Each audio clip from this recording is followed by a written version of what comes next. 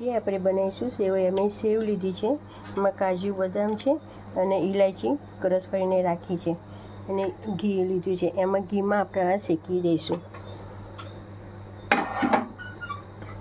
આપણું ઘી ગરમ થઈ ગયું છે, એમાં આપણે સેવઈ નાખીશું.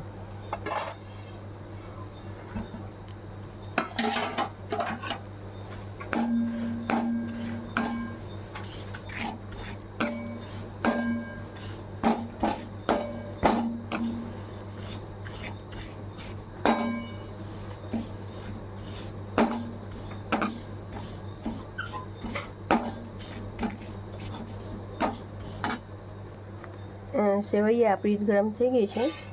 હવે આપણે અંદર દૂધ નાખીશું.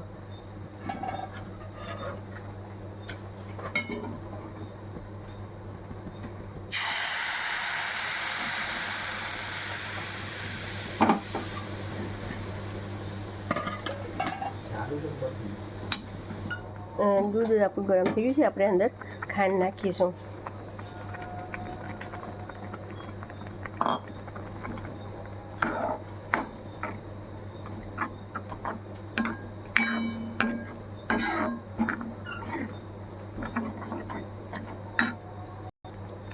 હવે આપણી સેવઈ થઈ ગઈ છે, આપણે અંદર કાજુ બદામ ને ઇલાયચી નાખી દઈશું.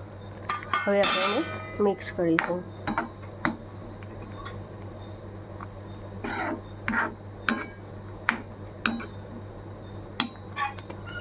હવે આપણી સેવઈ થઈ ગઈ છે.